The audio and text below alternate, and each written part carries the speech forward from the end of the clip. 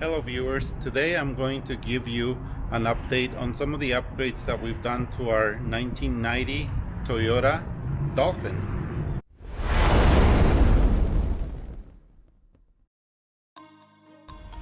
Here's an overview of what it looks like. It may not look very different from the last time you saw it, but there are some important changes that we've done. One cool thing that I did is basically I had this film which is like a gold mirror film installed, and that's really great. It really adds to the privacy, cuts down on the heat, and it just makes it a lot easier to park where people can't see you inside. And I added it all around, including the back. See, you can almost park anywhere and be inside the RV. Nobody knows you're inside. You can even have the windows open. There's a lot of changes in the back. I'll start from the top.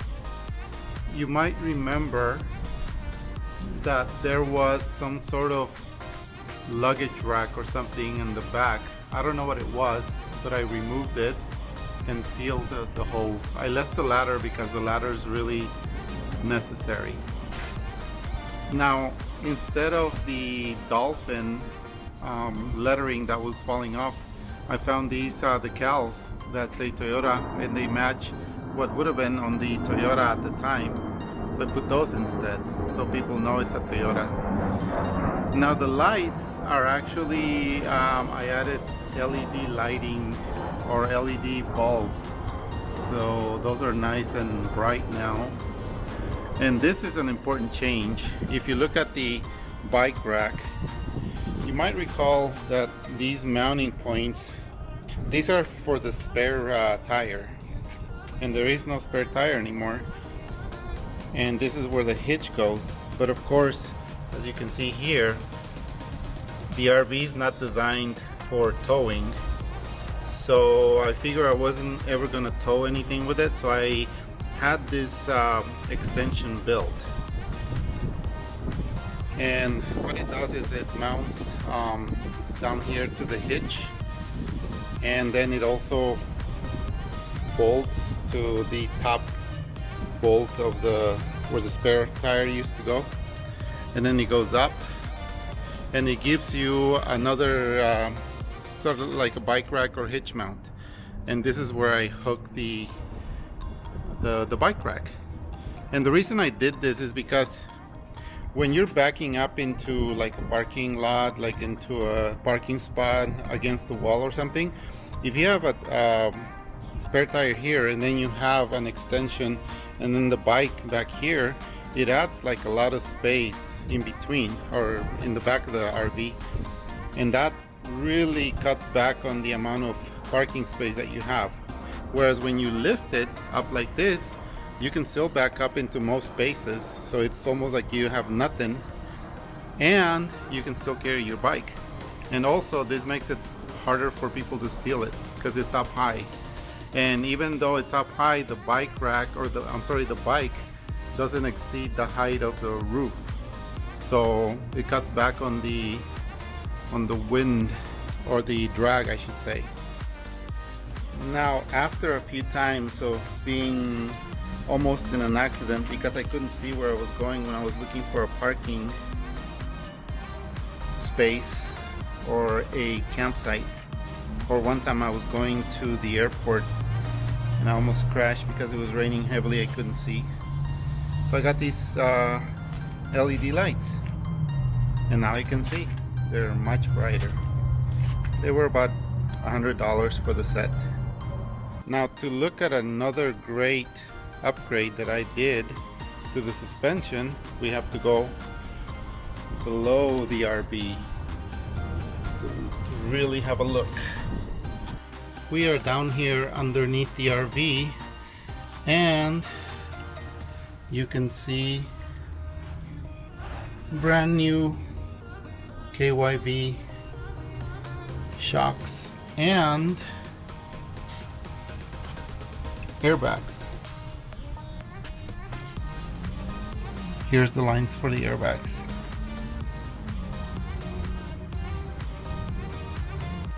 And here's where you fill the air for the suspension. I keep mine around 50 psi, and that's halfway between the minimum and the maximum. I think that gives me the best ride, but someone has an opinion about it, let me know. Tires, I keep them around 45 psi. Check out the powder coated wheels, and this is the TPMS sensors. You got two, one for the inside wheel, one for the outside wheel. Powder coated the wheels, $100 each.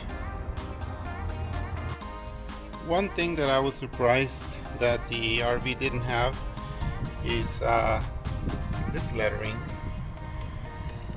And when you drive a high vehicle, it's really important for you to know how high and how wide it is. And so I just measure, and then I put this on in the rear view area. That way you know. Now let's go inside and I can show you some of the upgrades on the inside. LED light.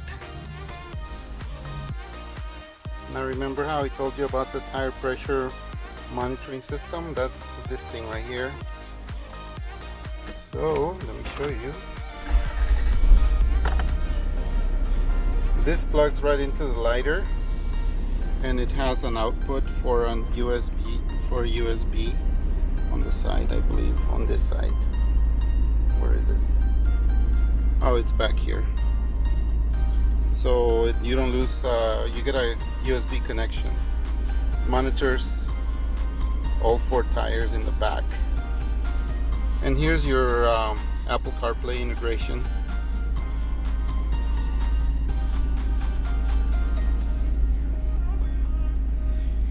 And it has voice command, which is activated also using this microphone. No, you can't see it. Right here.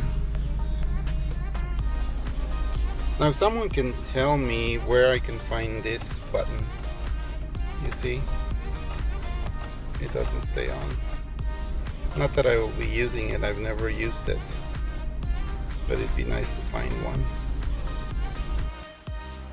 This is the best 99 cents you're gonna spend. Because when you live in a house and you've got the kitchen, the bathroom, and everything all together, you can get some smells, and it's very pleasant. I put LED lighting all around the inside. These kind of lights, they just install the same way as regular lights do, and they give you the same kind of yellow daylight lighting. The cover fell off somewhere. So if somebody knows where I can pick another one up, I'd appreciate it. Let me know. There is no entry light for the stairs in the RV, so I added this one for $1 from the 99-cent store. Actually, it was from DoubleTree. Excuse the mess. LED lights all around the inside. There's just bulbs. They give off natural warm yellow light, and they just screw in just like the normal incandescent. I think I paid like $10 for like 10 of them or something like that. They're very cheap on eBay. I also added these blinds. As you can see, I ordered them through the Home Depot ordering tool where you can order custom sizes, and I think they were about $200 for all of them for the entire RV. Now you may or may not like these, but this is something that works really great because you have some light filtering in, but that people can't see inside. Of course you can't see outside, but it's not a completely blackout window. Now underneath the dining room seat, I added this USB. There's an on-off switch.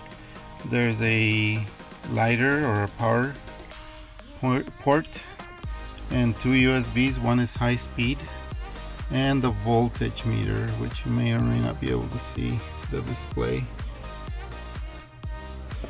Now, this is a great addition, but I wish I would have added it over there instead, like somewhere over there, because it makes it more convenient to use.